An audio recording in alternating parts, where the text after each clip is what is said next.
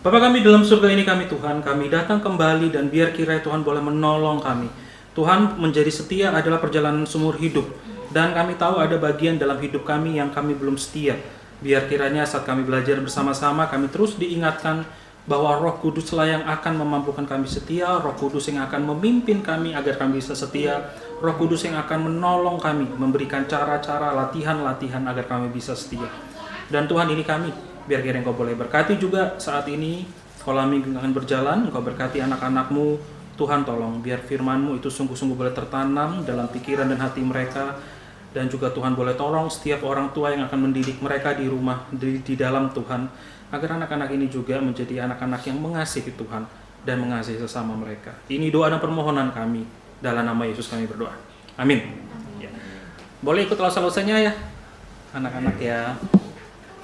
Bapak Ibu sambil kita menunggu, mari kita membuka Yohanes, boleh PPT-nya Mi? Yohanes 14 ayat 16 sampai 18. Yohanes 14 ayat 16 sampai 18.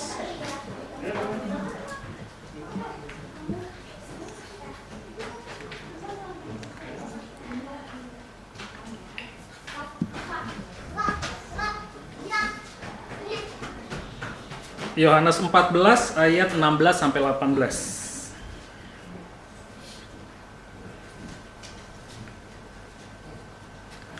Yohanes 14 ayat 16 sampai 18, demikian firman Tuhan. Aku akan minta kepada Bapa dan Ia akan memberikan kepadamu seorang penolong yang lain supaya Ia menyertai kamu selama-lamanya. Penolong yaitu Roh kebenaran. Dunia tak dapat menerima Dia, sebab dunia tidak melihat Dia dan tidak mengenal Dia. Tetapi kamu mengenal Dia, sebab Ia menyertai kamu dan akan diam di dalam kamu. Aku tidak akan meninggalkan kamu sebagai yatim piatu, aku datang kembali kepadamu. Bapak Ibu, saat ini kita akan melihat bersama-sama bagaimana peranan Roh Kudus di dalam kehidupan kita sebagai orang percaya. Nah, kita melihat bahwa di setiap minggu pertama dari Januari kita itu, saya ingatkan kembali bahwa kita melihat tentang dasar-dasar iman Kristen. Di Januari kita mengingat bahwa jalan keselamatan, Bapak Ibu hanya ada satu jalan keselamatan, ingat ya. Banyak jalan menuju ke Jakarta, tapi hanya ada satu jalan keselamatan melalui Yesus Kristus. Karena itu kita memberitakan Injil. Karena kita percaya dan kita yakin firman Tuhan mengatakan hanya melalui Yesus. Di bulan yang kedua kita melihat bahwa saat kita sudah diselamatkan, ini ada jaminannya Bapak Ibu. Bukan 99,9%, tetapi 100%. Saat kita mati sekarang atau nanti, kita dijamin akan masuk bersama-sama dengan Tuhan di dalam kekekalan bagi orang yang percaya. Namun kenyataannya seringkali kita ragu. Kita melakukan dosa-dosa. Kita ada begitu banyak dosa. Iblis akan bersuara, "Aduh anak Allah, bohong lo, ngebacot aja mulutmu." Nah, di situ kita mulai melihat bahwa hidup kita itu mulai didasarkan kepada fakta. Faktanya apa? Alkitab. Ya Bapak Ibu, saat kita mulai ragu, kita ingat faktanya, kebenarannya apa. Saat kita mulai diganggu iblis, saat kita mulai begitu banyak berdosa, tapi kita mengakui dosa terus. Bukan diandalkan pada perasaan, karena perasaan pasti tidak dapat dipercaya. Jadi jangan keselamatan kita untuk itu. Nah, yang ketiga, kita melihat bahwa Yesus itu sebagai pusat hidup. Setelah kita diselamatkan, misalnya ada jaminan nih, enak dong ya, dosa asik loh, melakukan apa aja dosanya. Enggak. Di Alkitab waktu kita baca, kita dituntut untuk menjadikan Yesus sebagai pusat hidup. Yesus sebagai pusat dari hidup kita. Keuangan, kesehatan, pendidikan. Di minggu kemarin, Bapak Ibu, kita sudah mendengar aplikasi di dalam bidang keuangan prinsipnya, Bapak Ibu. Dan itu ada di begitu banyak aplikasi dalam pendidikan, dalam sekolah, dalam pekerjaan, harus. Semua aspek hidup harus ditundukkan pada Kristus. Kita harus belajar peka dan taat kepada kehendak Allah. Karena yang menjadi Tuhan kita siapa? Tuhan Yesus atau diri sendiri? Tuhan Yesus. Bukan orang tua kita kalau kita anak-anak. Bukan mertua kita atau orang tua kita saat kita sudah menikah. Tetapi Tuhan Yesus. Jadi harus tanya, Tuhan yang ditundukkan apa? Apa yang ditundukkan? Nah, dalam proses kita untuk memusatkan diri kepada Yesus, nah kita harus tahu bahwa kita itu nggak bisa melakukannya kalau nggak dengan kuasa Roh Kudus. Nah, itu makanya saat ini kita akan melihat bagaimana Roh Kudus itu penting dalam hidup kita. Hanya melalui Roh Kuduslah kita dapat menggantungkan, bisa memusatkan hidup kita pada Kristus. Tanpa Roh Kudus, tanpa Roh Kudus tak akan mungkin itu terjadi. Nah, saudara-saudara, kita melihat dulu terlebih dahulu siapa tuh Roh Kudus. Nah, ini nih yang mungkin bagi sebagian kita masih bertanya-tanya, apakah itu zat, zat ya, cair, gas, air, cair sama padat ya. Apakah zat gitu loh, semacam zat. Apakah Roh Kudus itu semacam benda? Berarti benda ya sesuatu benda mati, ya, berarti benda mati. Apakah Roh Kudus itu kuasa? Kalau kita ingat Luke Skywalker, trust the force, Luke, gitu. Percayalah pada kuasa itu. Jadi kamu kalau percaya sama kuasa yang kamu miliki, kamu bisa melakukan apapun. Akhirnya dia bisa telekinesis kan, seret gitu loh. Bisa terbang, bisa cung pakai sabernya gitu loh kalau kita nonton Star Wars. Apakah kuasa? Karena ada Roh Kudus, karena orang kadang-kadang ada berpikir Roh Kudus itu kayak kuasa. Kuasa loh, berarti bukan pribadi kuasa. Ada semacam tenaga dalam. Saya entah kapan ya pernah mendengar, oh itu mirip-mirip kayak tenaga dalam. Jadi kalau kita belajar di padepokan silat mana gitu loh, ada belajar kuasa-kuasa tenaga dalam, dan kemudian tenaga dalam itu adalah kuasa Roh Kudus. Sama sekali enggak. Dan ngomong-ngomong Bapak Ibu, tenaga dalam itu kuasa setan ya, hati-hati ya. Hati-hati. Tuhan itu tidak pernah memberikan kita tenaga dalam, tidak pernah. Jadi Roh Kudus itu adalah, kita lihat dulu. Efesus 4 ayat 3, Yesus mengatakan jangan mendukakan. Coba kita lihat ya, kita baca, coba kita mulai pahami Roh Kudus ini siapa dari deskripsi tentangnya. Misalnya, Periadi itu siapa? Oh, Periadi adalah laki-laki yang Periadi memiliki suaranya bass ya. Kalau saya nggak ngebas juga sih, suara saya agak cempreng sebenarnya. Dan lain, kita lihat aja contoh itu deh, tiba-tiba nongol sendiri aplikasinya. Suka KFC. Tapi itu jadi trademark juga sih, siapa yang suka KFC. Mungkin tiba-tiba di kepala Bapak Ibu langsung pikir, oh ya si Pak Periadi nih. Combo super besar gua Pak. Ya. Nah, saudara-saudara, waktu kita ngelihat Roh Kudusnya Allah, kita harus melihat deskripsi penjelasan tentang Roh Kudus. Dikatakan sama Yesus, jangan mendukakan Roh Kudus. Perhatikan kata mendukakan. Kemudian, Roh Kudus itu seperti yang dikehendakinya, memberikan karunia kepada tiap-tiap orang seperti yang dikehendakinya. Roma 8 ayat 26, Roh sendiri berdoa untuk kita kepada Allah. Jadi Roh Kudus, R-nya besar ya Bapak Ibu, bukan R kecil. Jadi waktu baca Alkitab, saat R-nya kecil itu kemungkinan besar roh manusia. Kecuali nanti di perjanjian lama, kita harus agak hati-hati di situ. Roh sendiri berdoa untuk kita kepada Allah. Yohanes 15 ayat 26, ia akan bersaksi tentang aku. Dari deskripsi ini Bapak Ibu, Roh Kudus itu apa?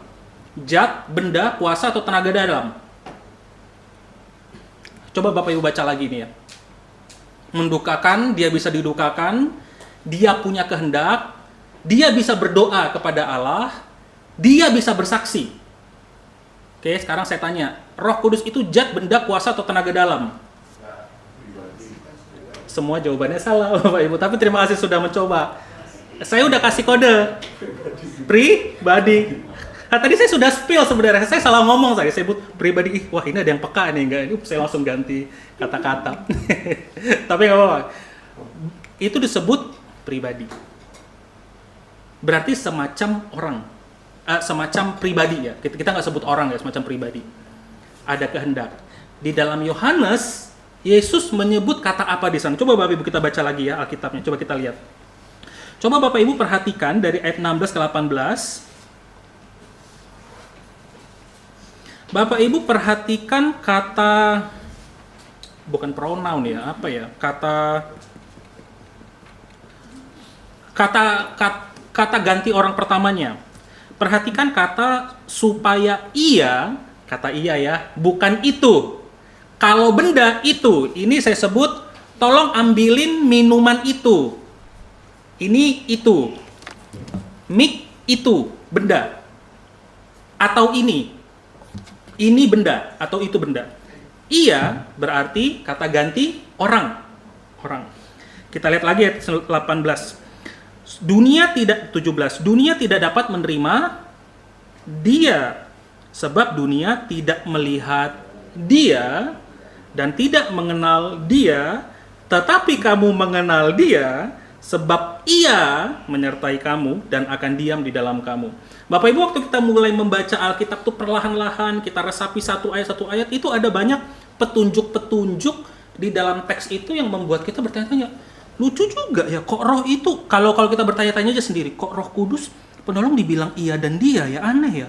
Nah, menarik, dari satu ayat kita bisa lihat Roh Kudus itu pribadi. Roh Kudus itu pribadi, bukan benda, bukan zat, bukan kuasa. Makanya dia bisa didukakan. Dan Roh Kudus itu yang Tuhan Yesus katakan, ia menyertai kamu dan tinggal di dalam kamu. Hebat loh ya Bapak Ibu, roh itu. Tapi kita lihat dulu, ini pribadi macam apa? Ya kan? Setan juga bisa tinggal di dalam diri kita, kalau kita nggak percaya. Bisa. Tetapi pribadi semacam apa setan itu? Menghancurkan, mengganggu, melakukan segala sesuatu yang menyakiti Bapak Ibu. Atau enggak tumbal, yang memberikan sesuatu yang baik, tetapi harus ada persyaratannya. Nah, yang kedua, pribadi yang ada di dalam diri kita itu adalah Allah. Allah Bapa, Putra, dan Roh Kudus yang kita kenal dengan Tritunggal. Kita belum pelajari lebih banyak tentang Allah Tritunggal, nanti kita masuk Bapak Ibu. Tapi Roh Kudus itu disebutkan Allah. Di dalam Lukas 1 ayat 35, dia dikatakan oleh Yesus memiliki kuasa dan maha kuasa. Setan tidak maha kuasa ya Bapak Ibu? Setan maha kuasa enggak? Enggak. Dia tidak maha kuasa. Bisa memberikan apapun yang kita inginkan, iya. Tetapi dia tidak bisa menyelamatkan manusia. Dia tidak maha kuasa. Dia tidak bisa mengalahkan Allah. Dia tidak maha kuasa. Allah bisa mengalahkan iblis. Berarti yang maha kuasa mana? Allah, bukan setan. Mazmur 138, Roh Kudus maha hadir. Di mana saja hadir. Kalau kita mulai perhatikan di dalam diri kita, Roh Kudus itu hadir. Aneh, mulai aneh ini Roh Kudusnya kok ada banyak nih. Di sini ada sekitar 30-35 orang. Tetapi itu realita 1 tambah 1 atau matematika yang kita tidak bisa pelajari ya Bapak Ibu ya. Karena kan kalau Roh Kudusnya Pak Afui 1, saya 1, Ibu Lucy 1, berarti Roh Kudusnya ada berapa? 3 kan? Ya kan? Terus ini Allahnya 3 nih. Wah, udah Allahnya 3, Roh Kudusnya di dalam diri setiap orang ada nih. Ada 1 miliar orang, berarti ada 1 miliar Roh Kudus. Apakah bentuknya seperti itu? Gitu. Karena ini alam roh bukan sesuatu yang bisa kita hitung secara matematis. Bisa kita lihat, bisa kita rasakan, tetapi bukan untuk dihitung. Allah itu, Roh Kudus itu maha tahu. Roh Kudus itu bagian dari penciptaan di dalam Kejadian 1 ayat 2. Baik Yesus, baik Allah Bapa, baik Allah Anak, dan Allah Roh Kudus, mereka berkreasi di dalam Kejadian 1. Mereka hadir. Yesus sendiri mengatakan bahwa dirinya hadir di zaman penciptaan waktu disebutkan di dalam kitab Ibrani. Jadi Allah yang ada di dalam diri kita, pribadi yang ada dalam diri kita itu pribadi dan dia itu Allah. Kita ingat dulu tuh. Oke ya. Nah, Roh Kudus ini adanya di dalam diri kita semua. Di dalam diri kita semua. 1 Korintus 6 ayat 19 sampai 20. Atau tidak tahukah kamu bahwa tubuhmu adalah bait Roh Kudus yang diam di dalam kamu? Roh Kudus yang kamu peroleh dari Allah dan bahwa kamu bukan milik kamu sendiri, sebab kamu telah dibeli dan harganya telah lunas dibayar, karena itu muliakanlah Allah dengan tubuhmu. Tubuh kita adalah bait Roh Kudus, di mana Allah hadir di dalam diri kita. Di mana Roh Kudus hadir itu di dalam diri kita. Nah, ini kenyataan tentang Roh Kudus yang harus kita percayai Bapak Ibu. Bahwa Roh Kudus itu adalah pribadi, dia adalah Allah, dan dia ada di dalam diri kita. Nah, sekarang nih bagaimana nih pribadi Allah yang ada di dalam diri kita ini bekerja dan berkarya? Bagaimana bentuknya? Bagaimana caranya? Bagaimana ia bertindak? Nah, Bapak Ibu, kita menggunakan grafik atau penggambaran ilustrasi tentang sungai air hidup dari Skumen ya, Bapak Ibu.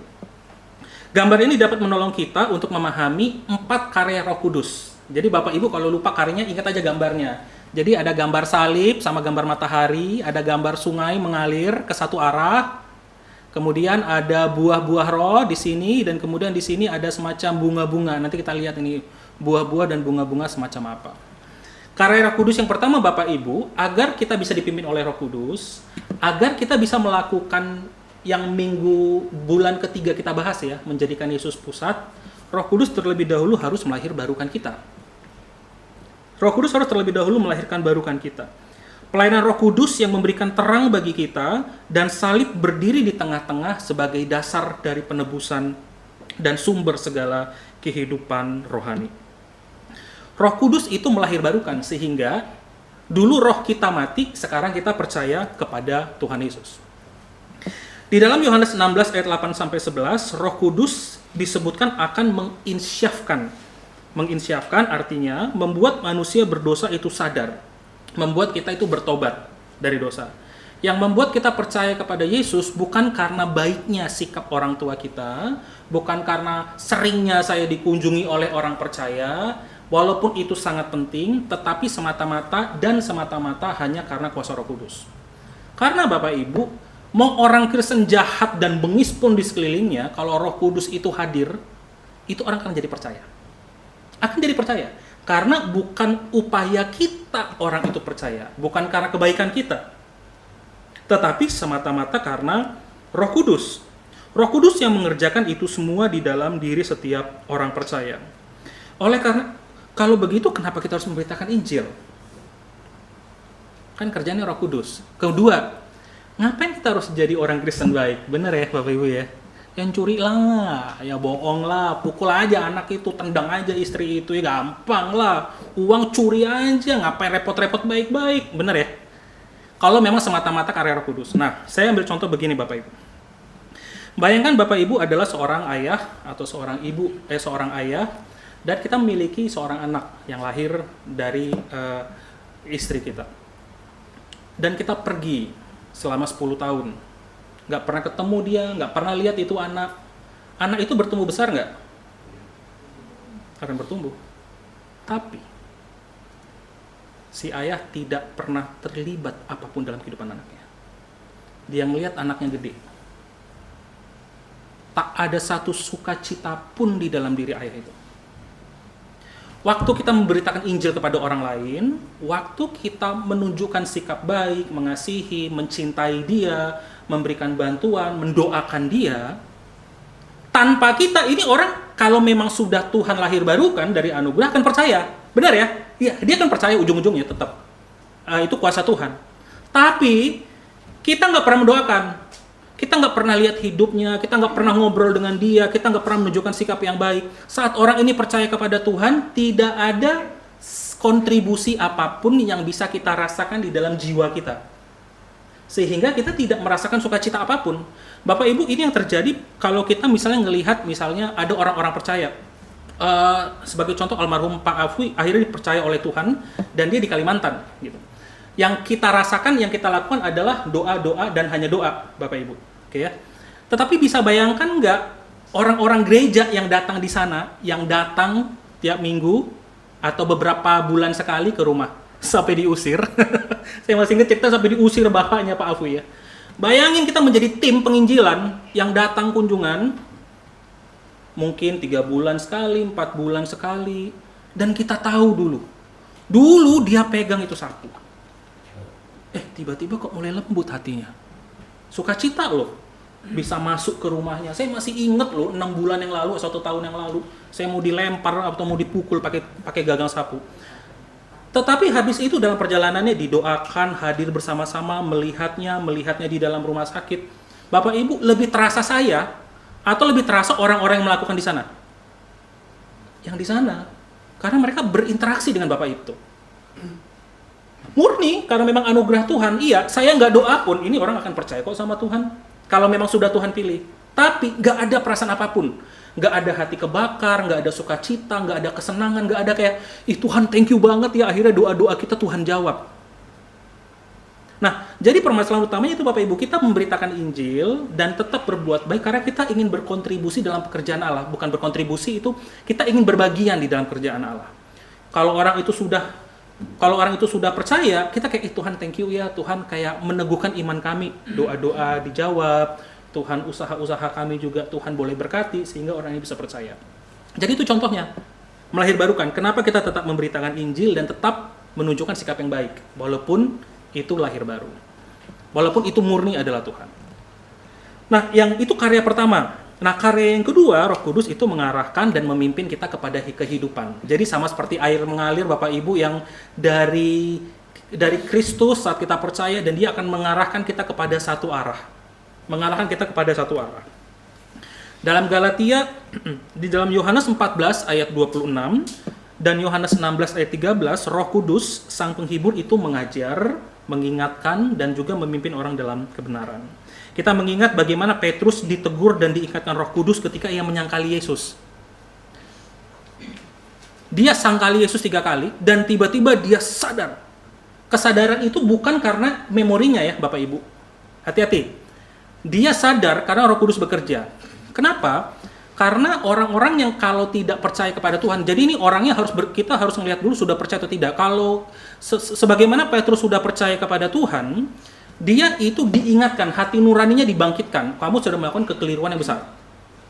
Tetapi kalau Petrus bukan orang percaya, nggak apa-apa, ya udah biarin aja.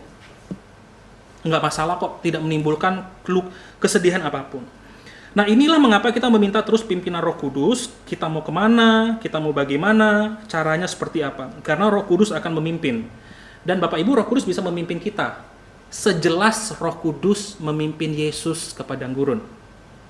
Nanti kita akan melihat bagaimana di dalam retreat, Bapak Ibu, saya akan melatih Bapak Ibu untuk sekali lagi mengingat kembali bahwa Roh Kudus itu sebenarnya bekerja kok 24 jam sehari di dalam kehidupan kita. Tapi pertanyaannya adalah kita nggak mau buka botolnya dan kita nggak mau minum, kita nggak mau tanya. Tuhan tuh bekerja 24 jam sehari, Roh Kudus itu bekerja.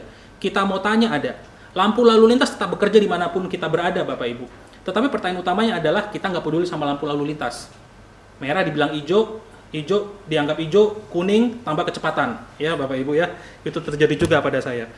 Sehingga kita itu tidak merasa bahwa hidup kita dipimpin oleh Roh Kudus. Dipimpin itu kayak mengajar, meneguhkan, mengingatkan, dan lain sebagainya. Nah, karya Roh Kudus yang ketiga adalah menumbuhkan buah roh. Galatia 5 ayat 22-23 kita diingatkan bahwa kita, dan Roma 8 ayat 13, kita harus mematikan perbuatan-perbuatan daging dan menumbuhkan karakter-karakter yang ada. Buah roh isinya ada berapa Bapak Ibu? Ada 8. Ada kasih, ada sukacita, ada damai sejahtera, ada kesabaran, ada kemurahan, ada kebaikan, kesetiaan, kelemah lembutan, penguasaan diri. Dan kita perlu mengingat bahwa saat kita sudah lahir baru dan kita membiarkan diri kita dipimpin oleh Roh Kudus, jadi hati-hati ya Bapak Ibu ya. Kita nggak akan punya buah dan nanti bagian ini nih hasil-hasil ya. Ini nggak akan terjadi kalau kita membangun dam di sini Bapak Ibu. Kita bangun kotak di sini dan kita tidak membiarkan diri kita dipimpin. Buah roh dan yang satu lagi hanya akan bertumbuh kalau kita dipimpin dan membiarkan diri kita dipimpin. Kalau tidak, makanya setelah 10 tahun mungkin kita ngerasa, Tuhan kok aku kayak nggak ngerasa ada pimpinan Roh Kudus. Ada dua kemungkinan. Dari awal kita memang belum lahir baru. Hati-hati ya, ada kemungkinan pertama, kita ingat bulan Februari kita bahas bahwa ada orang-orang Kristen, memang berKTP Kristen, yang akan mengalami keraguan dalam keselamatannya karena memang dia itu bukan anak. Ingat ya, ada 3 ya Bapak Ibu ya di bulan kedua ya. Kalau kita sudah percaya itu godaan dosa, cobaan iblis. Tapi ada satu lagi nih yang ketiga nih, dari awal memang bukan anak. Kalau kita membiarkan diri kita dipimpin oleh roh, buah roh itu pasti tumbuh. Pasti. Kalau kita membiarkan diri kita dipimpin. Tapi kalau tidak, berarti tidak. Sebagaimana kita kalau di sekolah, kalau kita tidak pernah mau taat sama peraturan sekolah, sama aturan-aturan sekolah, sama peraturan di guru, bisa lulus, kita mungkin bisa-bisa saja lulus karena kita dapat nilainya. Kita bisa aja lulus, tetapi nilai kita pas-pasan. Ada peraturan, ada SK yang ditentukan oleh sekolah agar kita itu bisa mendapatkan nilai yang bagus. Ada PR 10%, pekerjaan kelompok 20%, partisipasi aktif di kelas 10%, ujian 40%. Kita bisa nggak ngerjain itu semua dan kita bisa nggak peduli. Ya dapat, tapi nilai kita rendah. Kita tetap menjadi anak dari sekolah itu. Nah, kita bisa juga menjadi orang-orang yang sudah dilahirbarukan, tetapi karena nggak membiarkan diri kita dipimpin oleh roh, yang nanti kita akan latih di retret Bapak Ibu tentang kebiasaan-kebiasaan rohani ya. Kebiasaan-kebiasaan rohani, itu cara kita untuk dipimpin oleh roh. Itu buah roh nggak akan bertumbuh. Buah roh nggak akan bertumbuh. Nah, dan buah roh ini kita harus mengingat bahwa buah roh ini adalah gabungan dari semua. Jadi bukan buah-buah roh. Ya. Bukan buah-buah roh, tapi buah roh. Bapak Ibu bisa bayangin nggak? Kasih, sukacita, damai sejahtera, kesabaran, kemurahan, kebaikan, kesetiaan, kelemah lembutan, dan penguasaan diri, semuanya itu ada di dalam diri kita. Karena itu ada di dalam diri Yesus. Yesus sendiri berkata, jika kamu percaya kepadaku, dan jika kamu percaya kepadaku, kamu akan melakukan pekerjaan-pekerjaan yang lebih besar dari aku loh. Itu Bapak Ibu Yesus ngomong loh. Saat Roh Kudus itu hadir, Yesus ngomong, kamu, kata kepada dia kepada murid-murid, akan melakukan pekerjaan-pekerjaan yang lebih besar daripada Yesus. Kenapa? Kok bisa? Karena kuasa dari Roh Kudus itu. Nah, salah satunya itu yang menumbuhkan buah roh. Menumbuhkan buah roh. Kasih, sukacita, damai sejahtera. Nah, dan di sini kita perlu terus sekali lagi bergantung pada Roh Kudus untuk bertanya, bagaimana caranya? Bapak Ibu, silakan ikutin retreat, nanti kita akan ajarkan kebiasaan-kebiasaan rohani. Karena untuk membangun kepekaan kepada roh itu membutuhkan latihan rohani ya Bapak Ibu ya. Jadi nggak hanya kayak gini misalnya. Jadi itu nanti saya akan ajarkan segitiga emas untuk spillnya untuk nanti. Jadi itu kalau kita hanya bergantung pada Roh Kudus aja, oh Tuhan tolong Roh Kudus ubahlah saya, udah. Doa aja 10 tahun nggak akan berubah. Nggak akan berubah Bapak Ibu. Jadi ada nanti 2 titik lagi yang kita perlu kerjakan bersama-sama agar kita bisa peka sama Roh Kudus. Perlu ada kerjasama. Waktu kita lahir baru, ini sama sekali murni tidak ada kerjasama dari kita. Murni itu pekerjaan Allah. Tapi kalau mau kita jadi buah roh dan punya karunia roh, harus mengikuti arahan Roh Kudus. Kalau enggak mustahil itu terjadi.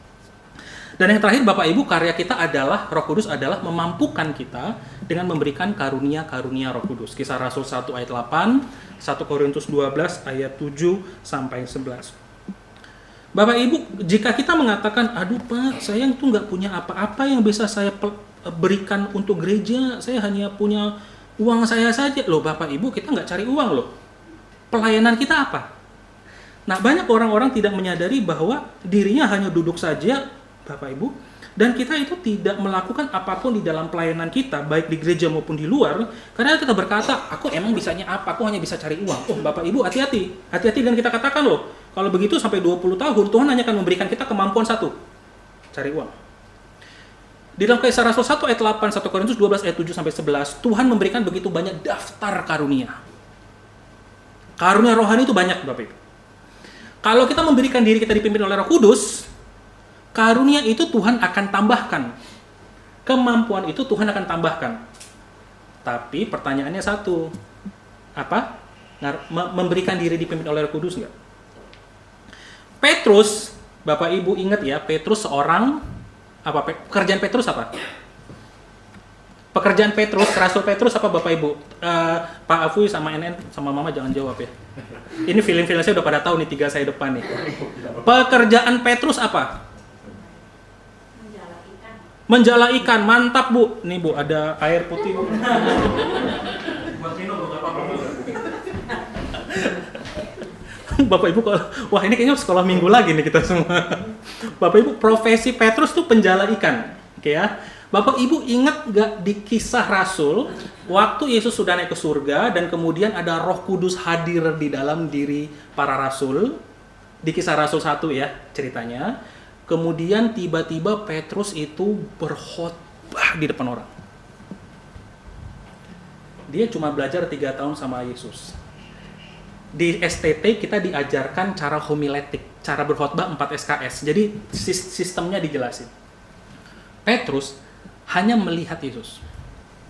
Nelayan Bo, ada duit sih karena dia punya pedang kecil. Ini bukan nelayan ecek-ecek juga karena dia punya uang yang cukup dan dia punya pedang. Tapi ini nelayan. Usianya mungkin 30-35 tahun. Ya, Bapak Ibu, kita kalau masuk ke mimbar aja langsung gemetaran ya. Saya masih ingat teman saya itu kalau khotbah pernah ada yang pingsan 1 kali, saking nervousnya. Jadi saya itu tetap percaya tidak ada orang yang terlalu cemas untuk tidak bisa maju ke depan mimbar untuk entah menyampaikan renungan, kesaksian atau bahkan bernyanyi atau apapun. Petrus nelayan 30-an tahun hidupnya nggak pernah dia berkhotbah. Dia hanya setiap hari dia datang ke sinagog, dia dengar orang khotbah, nggak pernah dia berkhotbah. Di detik itu, saat karunia Tuhan hadir bagi dia mengkhotbahkan kepada ratusan ribuan, nggak tahu mungkin ribuan orang, dan pada saat itu ada 3.000 orang bertobat. Sekarang kita mengatakan, wah saya nggak bisa apa-apa. Enggak, Bapak Ibu, kita bisa melakukan sesuatu.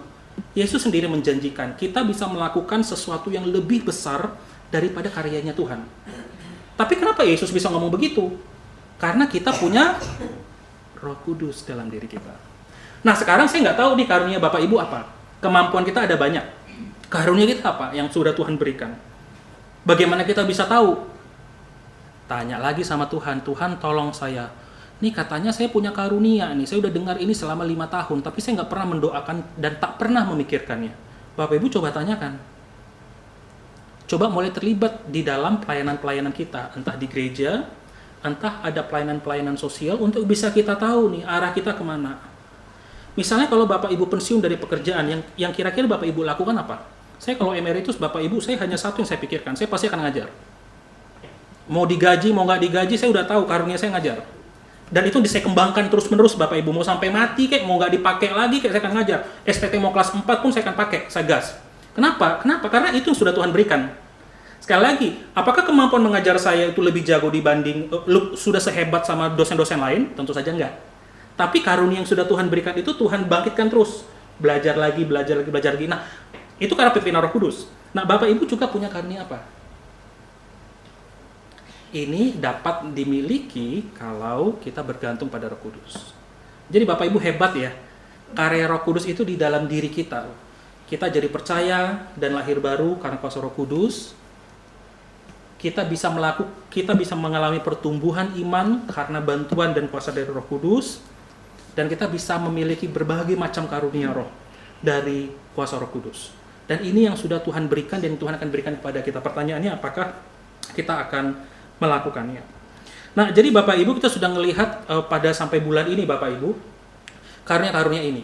Nanti di mulai bulan berikutnya kita tetap akan bicara dasar iman, tapi kita akan melihat bahwa Roh Kudus ini agar kita bisa peka dan kita bisa itu berinteraksi dengan Roh Kudus, perlu ada latihan rohani. Nanti di dalam retret itu saya padetin hanya 3 latihan rohani selama 3 hari.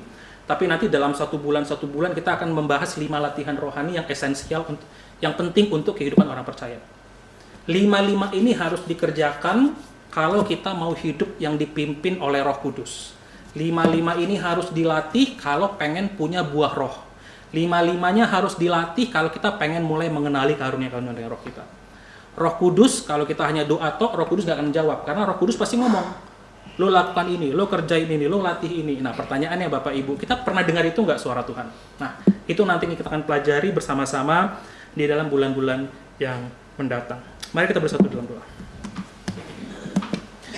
Bapa kami dalam surga, ini doa permohonan kami, Tuhan tolong kami. Tuhan, kami menyadari untuk memusatkan hidup kami pada Kristus, kami tidak bisa hanya dengan kekuatan kami. Biar kiranya Roh Kudus-Mu terus mengingatkan, terus memampukan kami. Dan tolong agar hidup kami boleh dipimpin oleh Roh Kudus hari demi hari. Ini doa permohonan kami. Dalam nama Yesus kami berdoa.